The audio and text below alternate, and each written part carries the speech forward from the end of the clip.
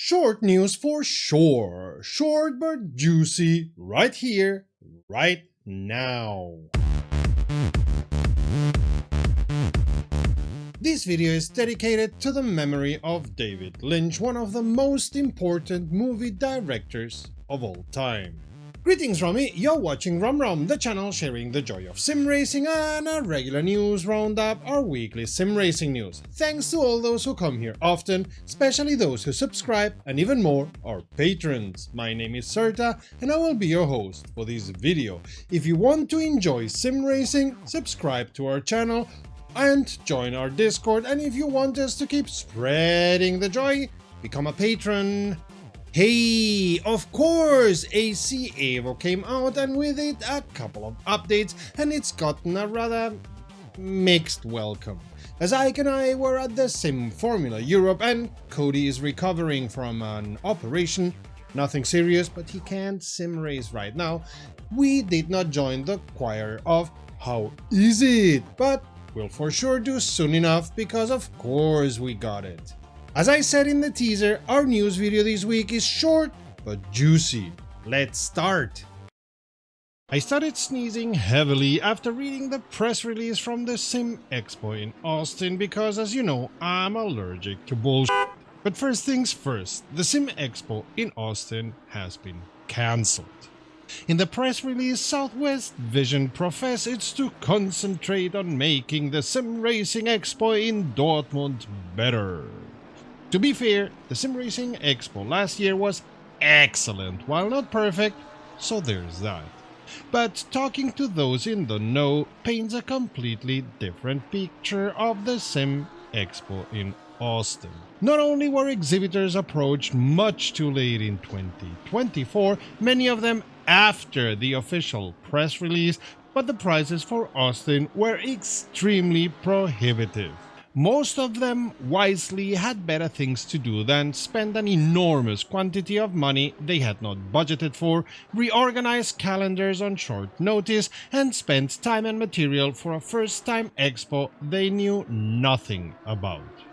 Long story short, Southwest Vision will have plenty of time to prepare the Sim Racing Expo and do yet another redesign of the website for whatever the bleep reason, because their shot from the hip towards Austin was ill-prepared, heavily rushed, and prohibitively expensive. There, my allergies are receding now.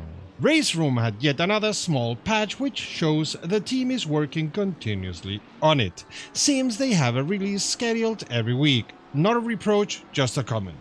In this update, they've corrected different small issues in the look of different cars, and once again they expect to have made the Sims code more stable.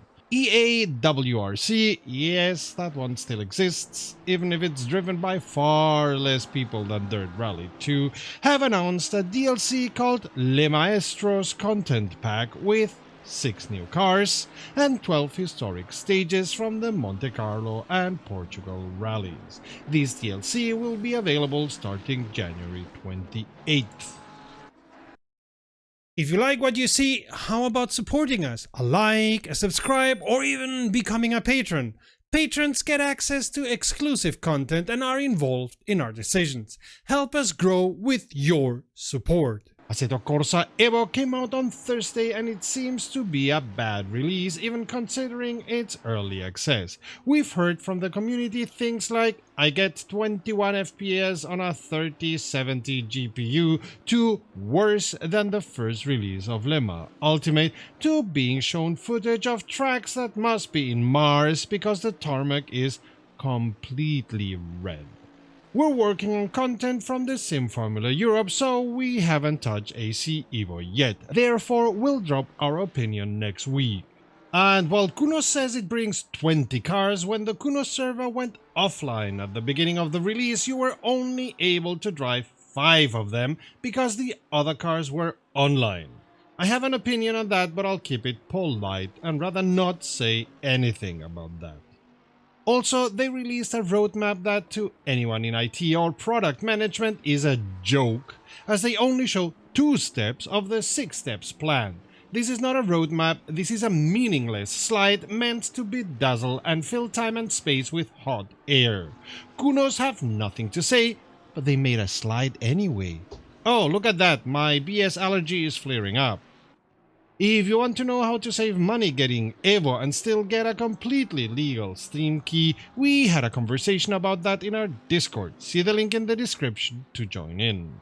In any case, Kunos already dropped 2 hotfixes as it happens. In the first one, they allowed all cars to be driven offline while they were repairing the online component. The second corrected some errors in the UI, while the team still was mostly concentrated on fixing the server issues. I don't get it.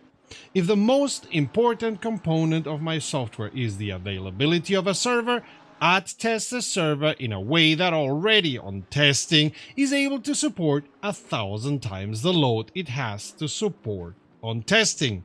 And I'm talking from experience here. Been there, done that, the server held strong.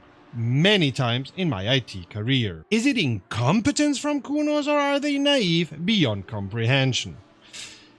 Anyway, our review will land next week. We'll be able to say more on the software then.